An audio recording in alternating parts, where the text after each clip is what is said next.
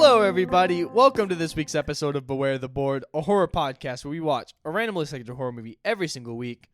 I'm Bob. I'm Ben. Hey, Ben. What's up? Nothing much. Okay, that's great. Let's Yeah. get into the podcast. You're a fucking menace. Oh, my God. Anything new with you want to talk about before we get started with the podcast part of the podcast? I'm dying inside just a little bit. This week was rough. Really? Yeah. Damn, that sucks, bro.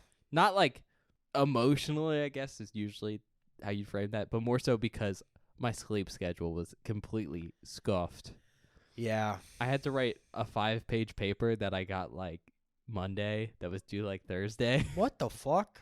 which admittedly I'm pretty good at writing papers, but with how messed up my sleep schedule is because of classes and school, Yeah. I basically had to go, all right, I have maybe 4 hours to sleep a day spread out in 2-hour blocks. God I'm going to damn. sacrifice one of those to write a paper 3 days in a row or something like that. And, yeah. You know when you're at work and you can feel your heart and it's like, oh, I'm dying slow. Oh, yeah. No, I know exactly what you're talking about. Yeah. No. God. That That's how I sucks. was feeling this week. It was not great. See, I was sleepy one day, so I didn't go into work. Aside from that, though, I watched another movie for film class. Oh, yeah, what was it? It was The Innocents, I've heard of this. the original one. I think it's from 70 something, 1960s. It's kind of a horror movie. It's pretty famous. It's an adaptation of, I believe it's The Turn of the Screw. It's kind of That like a sounds really psychological haunting thing. Okay. Kind of like The Haunting. Good movie. Very similar Okay. vibes, actually. Dope. A little light on news this week. Nothing cool coming out. Well, there's cool stuff coming out, but it's like stuff that I'm just not that interested in talking about on the podcast, so I didn't write it down. That's fair. Have you figured out what categories you're doing next season? Because we're almost there. Oh, I'm really hard stuck between two, but I might just make one of them my random and make one of them my main category. But I don't know which one I want for which, if that makes sense. Because they're both fun. I mean, that's fair, I guess. Because we've talked about it off the podcast. There's one that I could pitch that we both discussed for my random. But I don't know. I think we might just do something else with that. Okay. So I don't know yet. I don't know, but I have ideas, and I'm fairly excited. Because I think it'll be the first time we've ever done a category like one of the ones I'm going to pitch. Okay, well, hopefully that's a good thing. No, it is a good thing because it's something we should do more of. And I don't know why we haven't done it yet, but I think the reason we haven't done it is because we haven't seen enough films. So this is just like something that I'm able to do now because we've gotten far enough along in the podcast that it makes sense. Okay. Anyway, new stuff. This is something we've talked about before on the podcast. We both really like stop motion as a medium for making film or just making any sort of art in general. It's great. It's so impressive. It's cool. It's impressive. It's like really, really like awesome.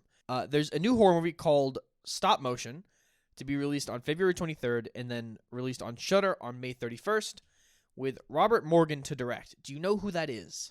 Not off the top of my head. Okay, he's not super famous. He's only done a couple of short film things from what I can tell, like credit-wise when I was looking around.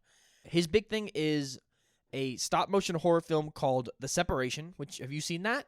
Maybe? I think so. have. I watched it way before we did this podcast when I was like a freshman in college. We were I think we were in my dorm. We were somewhere with a bunch of people.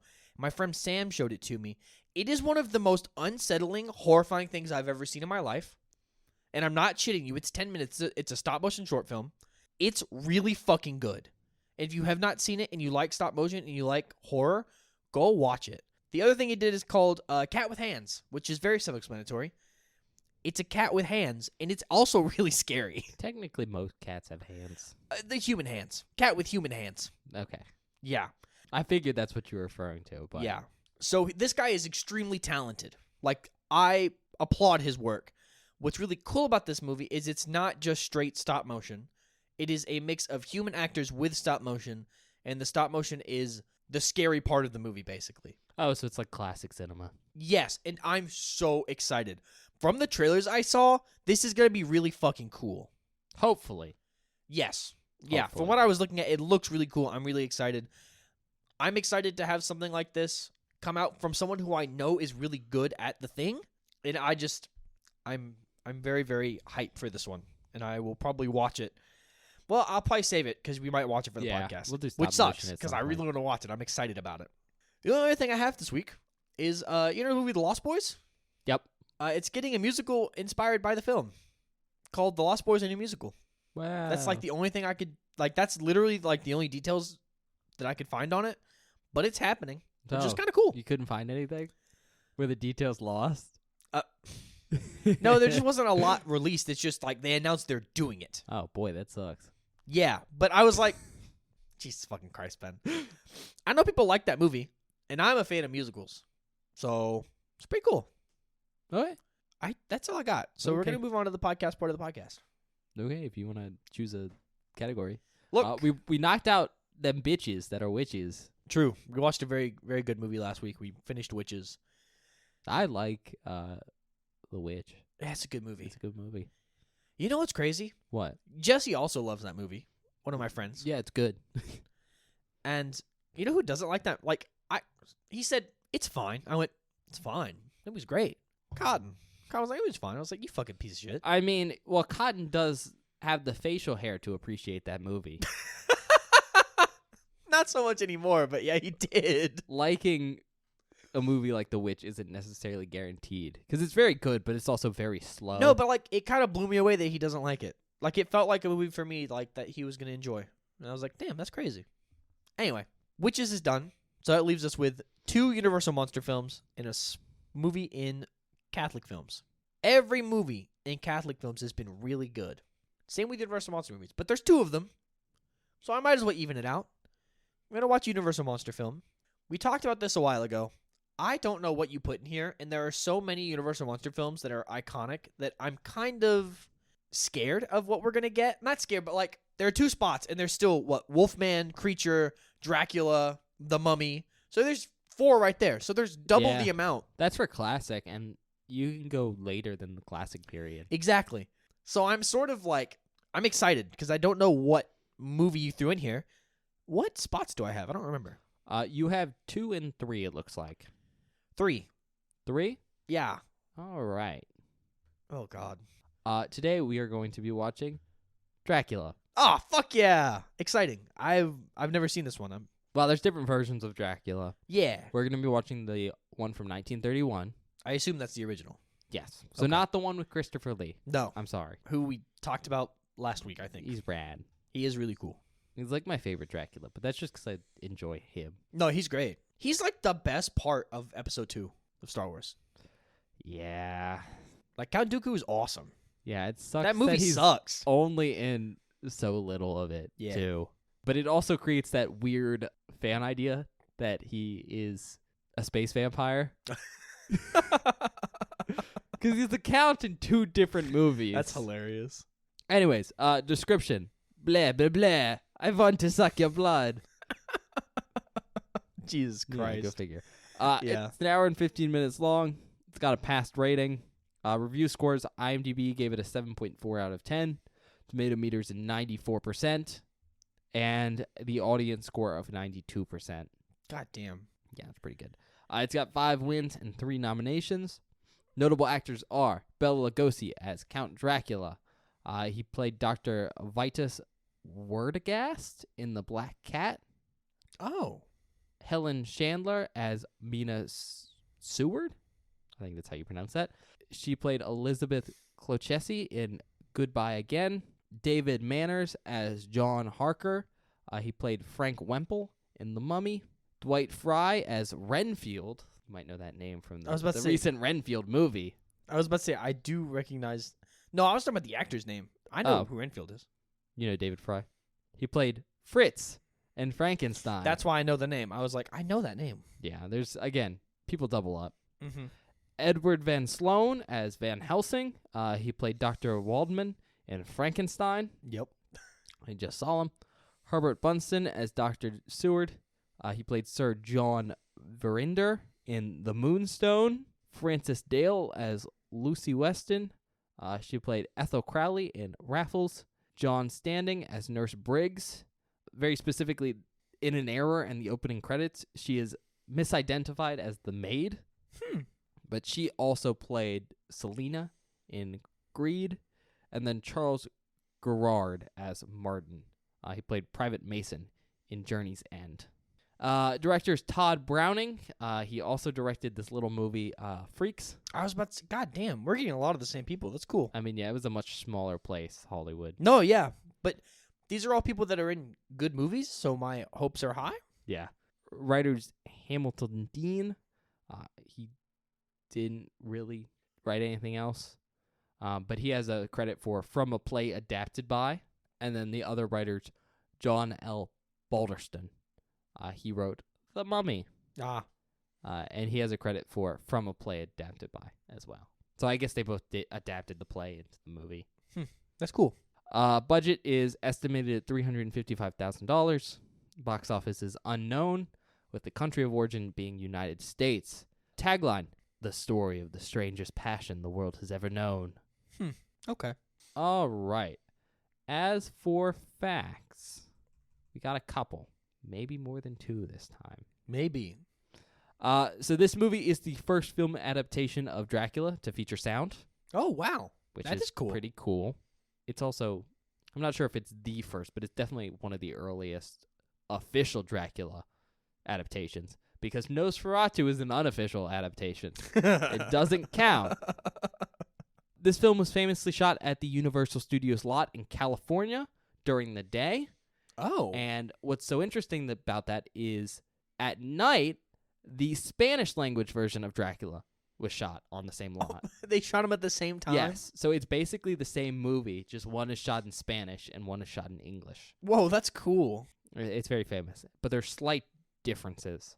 If we ever get around to it, we can watch it, because the Spanish language version of Dracula is very, very good. In 2000, the film was selected for the United States Library of Congress for preservation in the National Film Registry. Pretty simple stuff. Surprising that it took, 70 years. I was about to say, roundabouts. that fucking long? Yeah.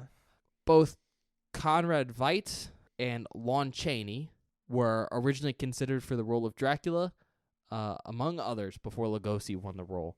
Do you know Conrad Veidt? No. We've talked about Lon Chaney, though. He played Gwynplaine, and then Lon Chaney's played Quasimodo, both for Universal.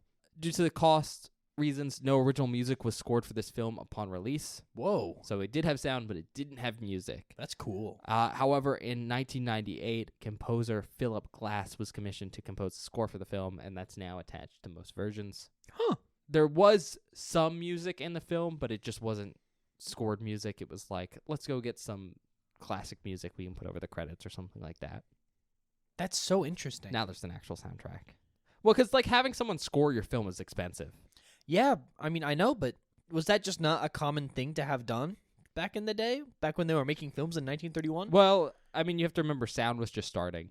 Mm. So as an audience, people didn't go, oh, there has to be music playing in the background of scenes. Like, people didn't expect that. Especially because there was natural sound, and that was a new thing, right? Yeah. Okay. I could see it. It's just really interesting to me that they just went, Universal of all people went, oh, we don't have the money. We're just not going to do it. Yeah. I mean, they had music. It just wasn't Mm-hmm. a score. Aside from that, the film was originally released with a running time of 85 minutes. When it was reissued in 1936, the production code was enforced, and so for the reissue, 2 scenes are known to have been censored. Goddamn. The most significant deletion was an epilogue, which played only during the film's initial run, in a scene similar to the prologue from Frankenstein. So you remember that, where the director came on screen and was like, hey, guys, this is really scary. Yeah. There was a scene like that in this film, and it also featured Universal's Edward Van Sloan, and he reappeared and did the curtain speech and informed the audience, and I'm quoting here, just a moment, ladies and gentlemen, a word before you go. We hope the memories of Dracula and Renfield won't give you bad dreams, so just a word of reassurance. When you get home tonight and the lights have been turned out and you are afraid to look behind the curtains and you dread to see a face appear at the window, why, just pull yourself together and remember that after all, there are such things as vampires. Nice. With that being said, the epilogue was removed out of fear of encouraging a belief in the supernatural. Code laws are great, obviously.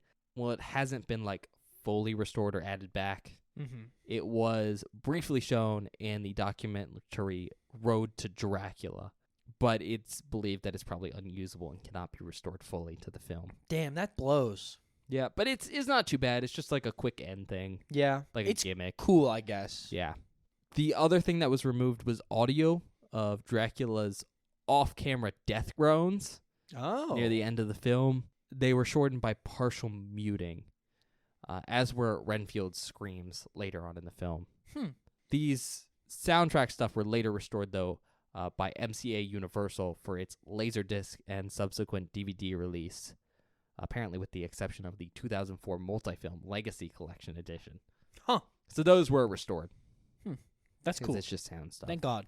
It's also kind of interesting to note that there's apparently a silent version of this film that was released in some theaters, because in 1931, not all theaters had sound. So what they would do is apparently like send them a copy that doesn't have sound, Mm-hmm. but they'd insert, assumedly, title cards so you know what's happening. That's cool. And then obviously we haven't mentioned this, but this is adapted from a book, Bram Stoker's Dracula, Mm-hmm. except it's not. Huh. It's a similar thing with Frankenstein. This movie is adapted from the 1924 stage play of the same name, Wow. which in turn is adapted from the 1897 novel Dracula by Bram Stoker. God damn. Keep that in mind. They didn't do book direct adaptations. Mm-hmm. They did play direct adaptations. But then again, that makes a lot more sense Yeah. because you've basically done most of the work. Mm-hmm. No, I mean, you can literally basically take any play scene for scene and turn it into a film. If it's a good play. If it's a good play with some effort. Yeah. All right, well, that's all I got. So, Okay. Before we move on, there's one thing I want to talk about. Boo. I just wanted to bring this up because, I've never seen any of these films, of course, coming into the podcast. You've seen the plays. That's what I was about to say. This is probably the Universal Monster film I'm the most familiar with because of where we live. I've seen this play so many times. If you're wondering, they would take us in public school Yeah. to go see the play Mhm. like once a year Yeah, for always around October because they show it every year in October. at First the of all- local theater. Yeah, very good show. The way they designed their sets for that play is part of the reason I wanted to do theater when I was a kid and why I did do theater for a while. So I'm just coming in with different expectations than I did with Frankenstein. I've never read the book, unlike Frankenstein, but I've seen the play a ton. They are not identical, but you can definitely tell they're related. Okay. And also, you have to remember it's the 1924 play. I'm not sure what version of the play we use in modern times. I have no friggin' idea. Like if it's a modern adaptation or if it's the same one. Yeah. Never read Dracula, so that's one of those ones I should get around to. Plus, and there's read. extra scenes and stuff Yeah. because, you can get away with some stuff on camera. Mhm. Like there's references to the Demeter. Okay. All right, now we can go. All right, we'll be back in a sec. Yeah, we'll see you guys in a minute.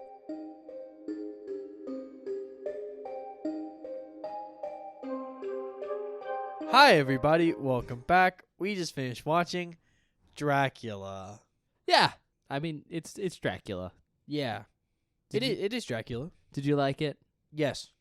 Better than Frankenstein? Yeah, I mentioned that during the movie. I It- like this movie more than Frankenstein. We kind of decided it's because Dracula is just an actual character See, and you not d- like you decided Frankenstein's that. monster. So I he's just maniacal in a very Sunday morning cartoon villainy sort of way. Yeah, but also I think the story of Dracula just like hits harder for me for some reason. Like there's just something I enjoy more about the tale. Fair enough. Frankenstein's like, and maybe it's because I read the book and I was doing comparisons the whole time, and the movie is very different from the book. I've never read the book for this. I've only seen the stage play, and this is very similar to the stage play because it was adapted from it. Fair enough. All right, well, I guess we'll get into it then. Very simple summary here.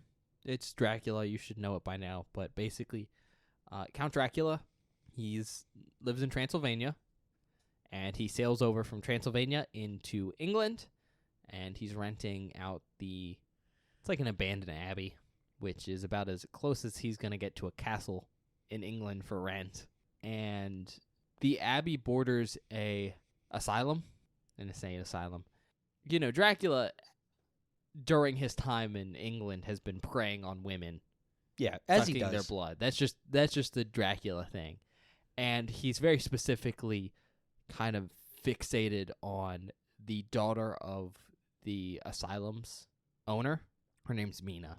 And kind of the plot of the movie is figuring out all of that with the help of Van Helsing, who is a distinguished scientist in this universe. Yeah.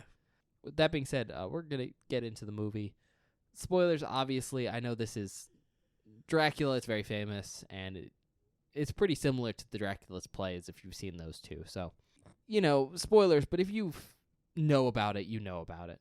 That being said, if you don't know anything about Dracula, You should figure something out about Dracula. Yeah, you should watch it. It's good. With that being said, I think probably the best place to start is maybe some of the comparisons between the movie and the play. We can start there if you want. Because I think you know a lot about that. Do you want to I've seen it so many times. Do you kind of want to outline what you noticed? Yeah, so the big thing that I think I prefer in this, which is weird for me to say because I started out not liking it, in the stage play that I've seen a gabillion times, Van Helsing is not a scientist. He's like your classic Van Helsing, like paranormal investigator, monster hunter man. And he's usually kind of a maniac. He's usually kind of a maniac, but he's also young. And in this, he's an old, distinguished scientist, which makes all of the stuff that he randomly knows about Dracula being a vampire, like how to counteract it, makes sense without forcing it, which I really like. Because a lot of this movie, while it is like mystical in the sense that there are vampires and like all this other stuff, it's very grounded. It's very chill. There's nothing like too crazy going on. Yeah. So the fact that they explained that away without making it ridiculous is super nice. It also makes him a really good foil for how Bela Lugosi plays Dracula. Yeah. They're both very kind of slow-speaking, distinguished characters. And so to have them be antagonistic but weirdly appreciative of each other for sure. works very well. There's a really amazing scene in this film where, Dracula has like mind control powers, as vampires tend to, and he tries to use it on Van Helsing, and he's like, your will is too strong. And I mean, there's other examples where Dracula like straight up compliments Van Helsing. Yeah. It's very good dynamic, and I like it. It is. And I think it only works because of that switch up from maniac, vengeance-filled hunter to distinguished scientist who's looking at it from almost a intellectual perspective. Mm-hmm. Another change, Seward in the stage play is not the owner of the asylum. He's a doctor brought to the asylum to like help as like an onboarding person. In this, he owns it. He's also Mina's dad in this, which I like. It's a good simplification. Having him be like a scientist from somewhere else, an outside like a doctor person from somewhere else, adds some complication that just having him own the asylum can get rid of. Yeah, it gives the character a lot more freedom. And then again, making him Mina's dad, that means you get to lower the amount of like important characters or ideas in the film. Yeah, but also like it strengthens their relationship. Like he has motivation, to care that is very easily explained, and you don't have to like. There's no like reason to explain it or make it convoluted or complicated. It's very simple and nice. Yeah. Renfield, who we have not talked about yet, in the show is a patient at the asylum, or in the stage adaptation, is a patient in the asylum. And that's the only way we're introduced to Renfield throughout the entirety of the show. He kind of doesn't matter. He's just there. He's cool. He does cool stuff. He is, but again, kind of just But he there. serves the exact same purpose he does in this film. Yeah. But in this film, they add a scene at the beginning, and I think you said it's in the book. I said I'm not sure. Well, I haven't read the book. I know it's not in the stage a decade adaptation, so hopefully it's in the book. Or it I'm could be lying to you. implied. But there's a whole, basically, I kind of would call it a cold open. It's like a prologue. A prologue that's like, I don't know, 10, 15 minutes that shows Renfield like going to the castle in Transylvania and meeting Dracula and basically becoming like one of his thralls. And Renfield in the stage show, it just happens to be at the asylum and be one of Dracula's thralls. In this, there's like plot, and it adds depth and layer to the character that you don't get in the stage adaptation, and I really like it. Yeah, that whole opening, besides being really cool because it gets to show us how Dracula's treated in his home turf. Yeah. Which is really interesting. It's you get very, to see very different. How afraid everyone is of him versus terrified. England, where everyone's like, vampire, whatever. Yeah. More important than that, it makes Renfield very sympathetic. Yeah, and he's I super think a likable. way that other media doesn't. And we'll get into that, but Renfield is straight up probably my favorite character in the movie. No, he's fantastic. He's fantastic. But the real thing I want to emphasize with this cold opening is it just adds a lot of context. I mean, we get to see the famous like Demeter scene, which is horrifying. Super cool. I've told you about it before, but you saw it for the first time. Yeah. It's horrifying, right? The implication. Mm-hmm. Captain tied to the ship handle. Like that shit is because crazy. of the storm. Yeah. So you don't let go of the wheel. But yeah, it's a horrifying sequence. For anyone who doesn't know, there is a brief scene. It doesn't last very long. No, it's probably 30 seconds. And again, my understanding from the book, I've basically completely forgotten the book at this point because it's been more than a decade. But my understanding is that it's a brief, I think it's like a diary entry or something from the boat that just describes it. But basically, we see Renfield in the cargo hold with these 3 quote-unquote coffins that Dracula and 2 of his vampiric wives are in. Mm-hmm. And he lets Dracula out. And there's a big storm going on, so all the crew's on deck. And then assumedly Dracula kills everyone because the boat miraculously ends up in port. There's no one on board except for the captain who's like tied to the mast. Yeah. Or the wheel. And then, Dracula's back in his coffin. No one finds him. So Renfield's in the cargo hold like laughing maniacally. It's a good scene. Good scene. And it goes on to inspire The Voyage of the Demeter. Which we haven't watched yet. I'm excited to see, though. It's a cool concept, right? Mm-hmm. Very good concept. Is there any other differences? Or do you want to talk about Renfield for a second? We can talk about Renfield for a minute. Okay. Yeah, I think Renfield's probably my favorite character on this. I like all the characters. I do, too. But Renfield, I think, is the most interesting. Mm-hmm. Because we get to see him originally as a guy. He's like the lawyer or he's like a realtor, I think. Realtor for the Abbey. And he's basically been requested to come to Transylvania to give Dracula a lease. And it's so interesting to see his transition from kind of respectable, like normal guy into a crazy person. Yeah.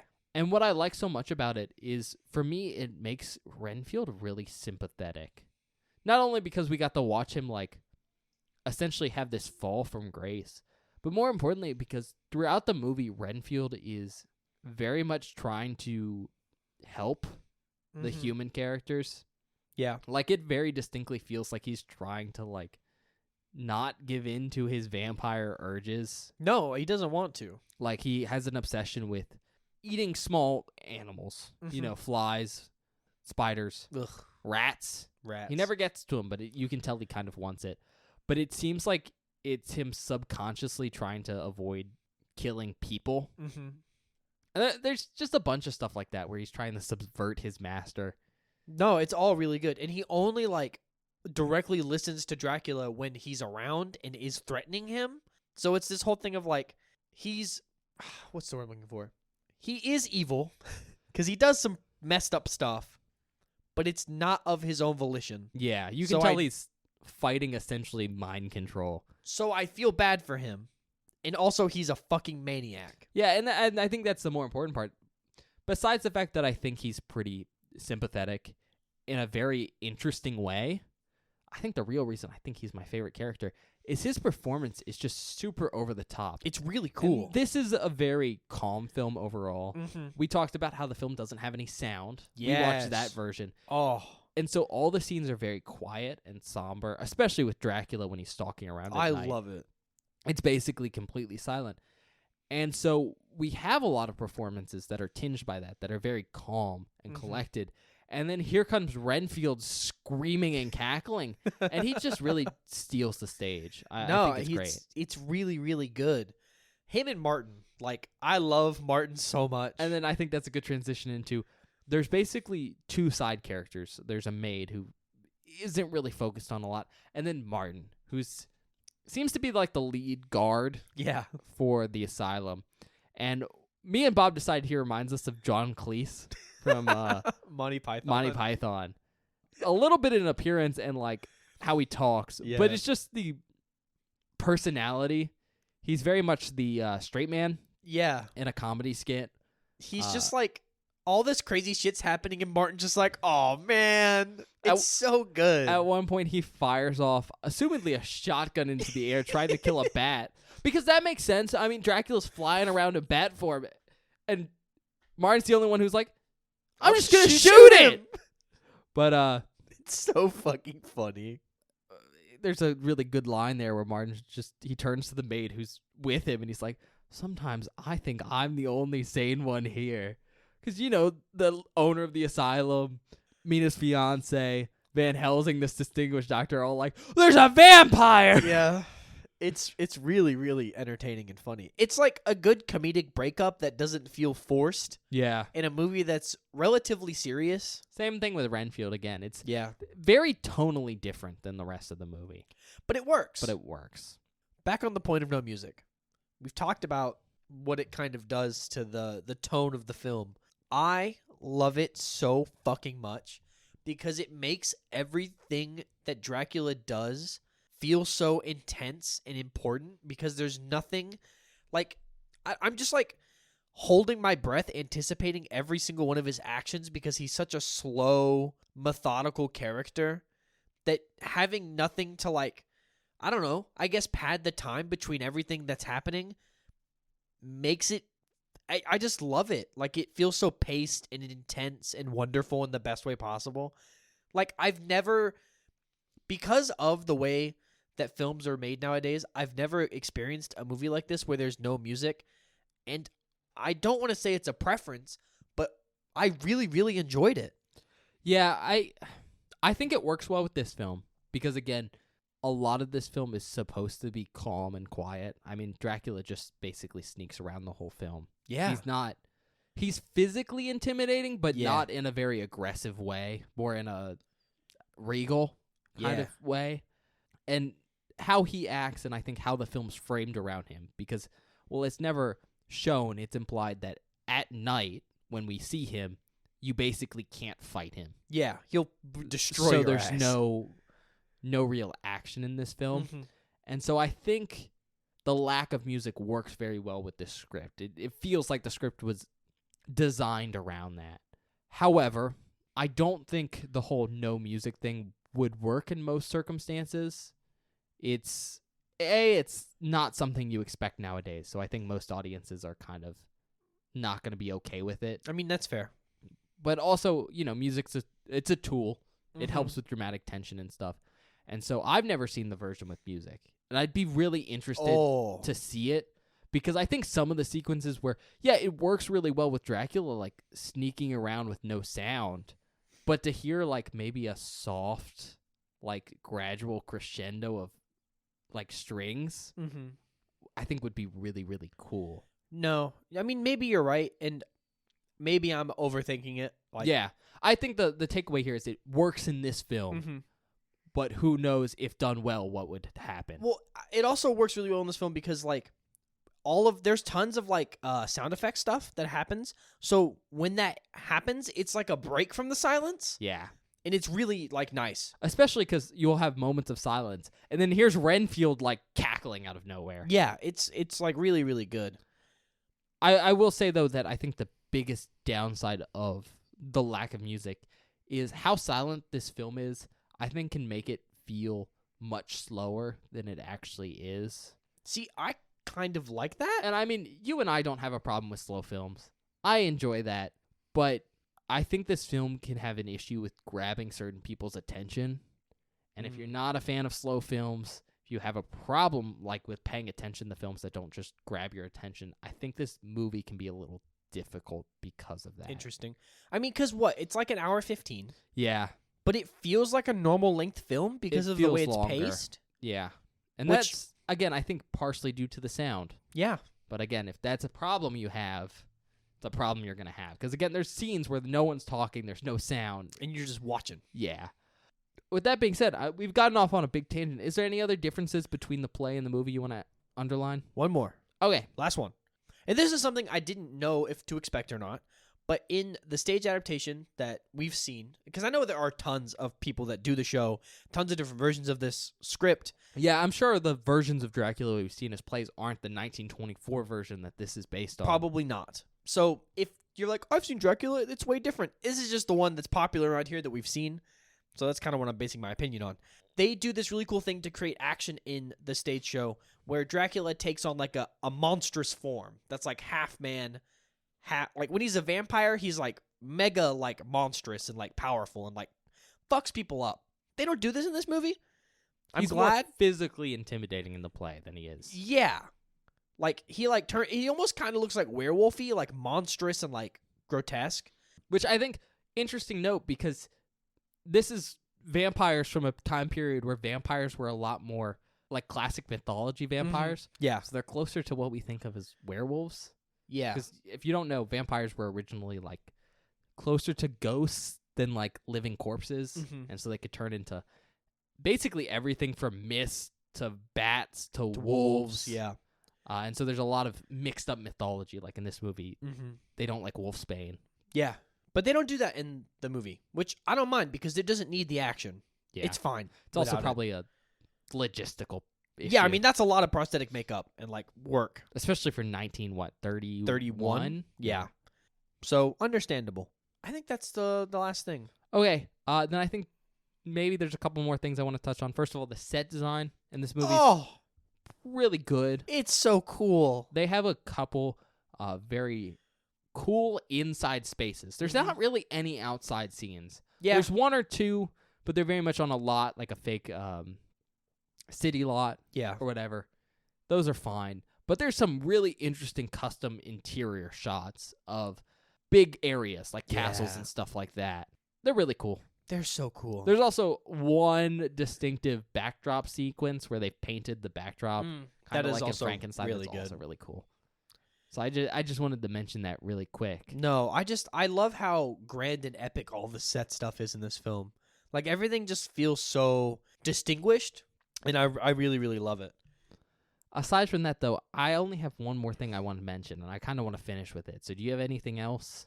No, I think I'm good. Okay. I think I've covered everything. Then I think our finishing point here is going to be with the ending of this movie. Okay. Now, I'm comfortable with talking about the ending of this film. A, because it's Dracula. I think at this point, most people know kind of roughly what the story of Dracula is. I mean, it's almost 100 years old. And it's a big part of popular culture. You That know, too. Dracula basically popularized a vampire Yeah. as a concept. Obviously, it existed before that, but this really kind of inspired most of the other vampire works. Mhm. Specifically this movie, because, I mean, the book was big and the play was big, but again, culturally, I don't think they'd be as big without this movie as they are today. But the ending of this movie is not my favorite. If you don't know, Dracula dies, and Mina's freed from her thrall, and they live happily ever after. Whatever. I think story-wise, the ending's not bad. Mm-hmm. But I think the way they do this ending in this film is kind of not my favorite. I don't know if you had the same problem, but the ending of this film feels very abrupt. No, I agree with you. We There- talked about it. Basically, Dracula grabs Mina and brings her back to the Abbey, and he kills Renfield.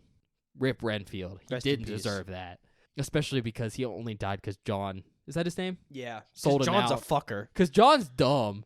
John sees Dracula carrying Mina through this window and starts screaming her name and lets Dracula know someone's coming for him. Yeah.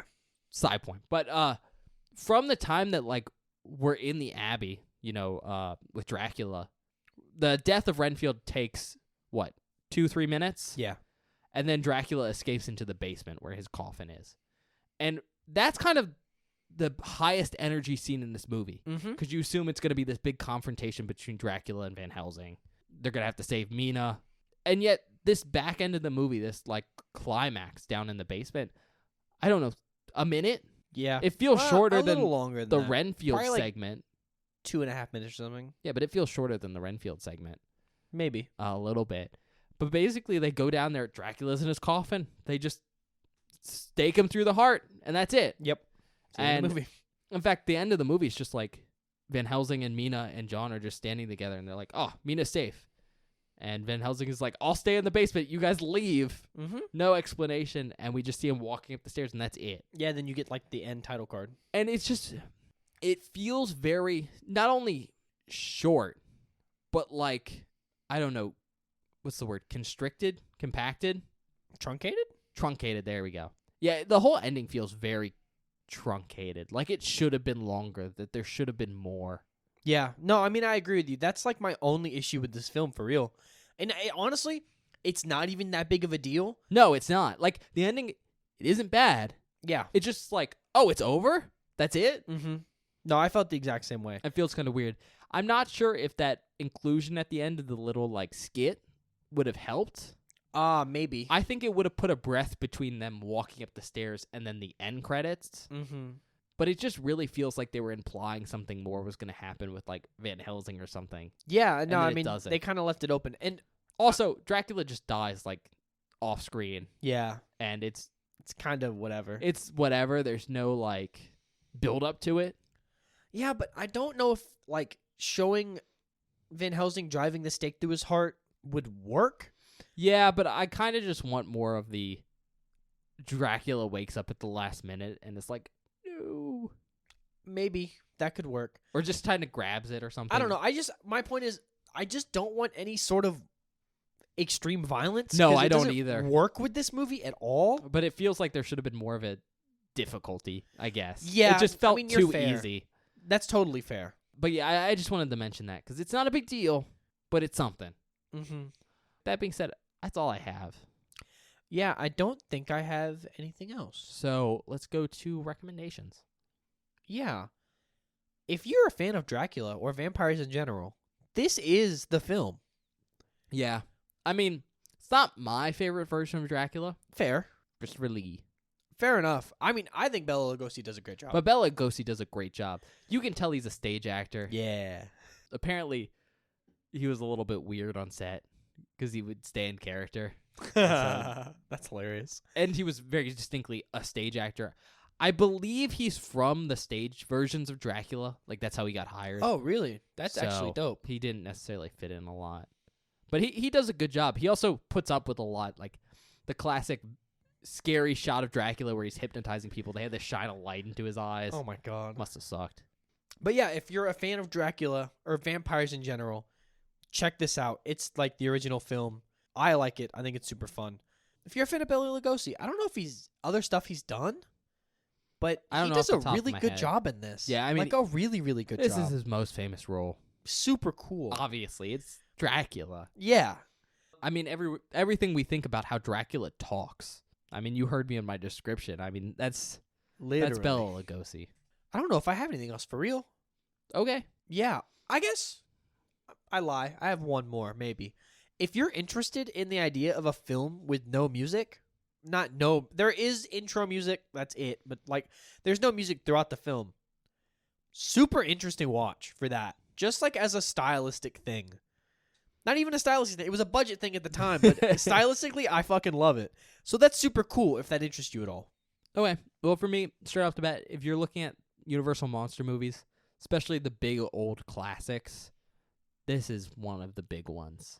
I mean, most people go, oh, Dracula. Mm-hmm. Aside from that, though, if you're looking for a Dracula film or vampire film, this one's a classic and I think is worth a watch because it establishes a lot of basis for the concept in film culture.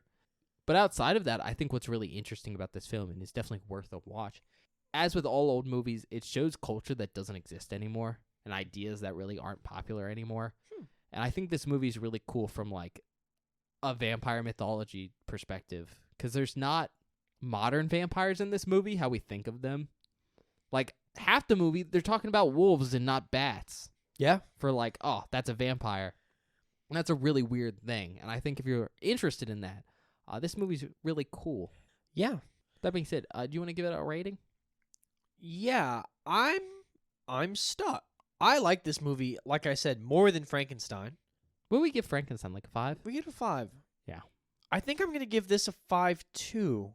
Not only because A, I like it more, but B, it it did inspire an entire genre of films. Like, there are so many movies about vampires nowadays, and there's tons of stuff that they pull with direct inspiration from this movie. Well, there's a bunch of Dracula films nowadays. There's also a bunch of Dracula films. Hell, and we got Renfield. Yeah, its like, own separate film about just that guy. With our Lord and Savior in it. Yeah, which we need to watch that at some Yeah. point. I heard it's not great, but I mean, I'll still watch it. But just like because of how culturally relevant this film is, it deserves a 5. But not only that, it's actually really good on top of that. There's tons of really good acting from Renfield's actor and Bela Lugosi, and basically the whole cast is incredible. There's some really intense, awesome scenes because of the sound and the way they portray stuff. The sets are really cool. We didn't really cover it, but there's some really... Okay, by modern standards, it's not incredible, but it's still really good. Like, practical stuff with the bats. I mean, they're rubber bats. They're rubber bats, but it still looks good. Like, Yeah. I like it, at least. There's also some cool, like, practical stuff that, like, with vampire lore about, like, mirrors and stuff like Yep. that. And some weird, like, cinematography stuff. Like, there's a still frame photo. Yeah. Which is just, like, early cinema stuff that... Always fun. It's charm in the way that, like, the Toxic Avenger has charm. It's, like, B-movie whatever. Only you would get from Dracula to Toxic Avenger.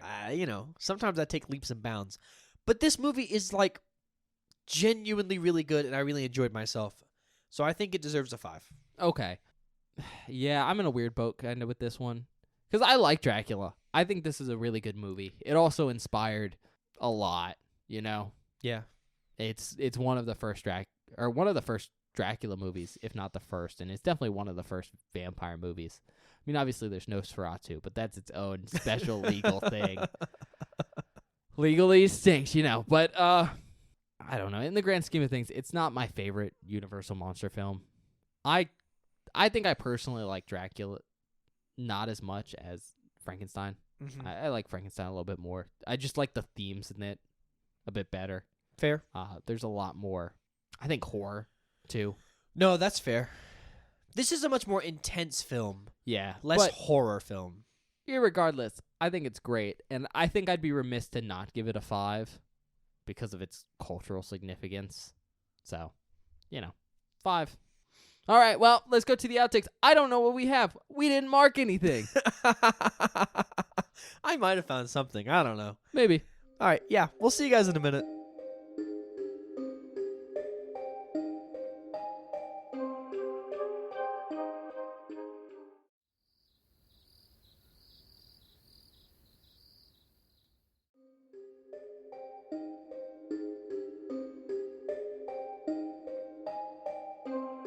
Hello, everybody. This is Future Bob coming at you to let you know that we forgot to announce something in this outro you're about to hear.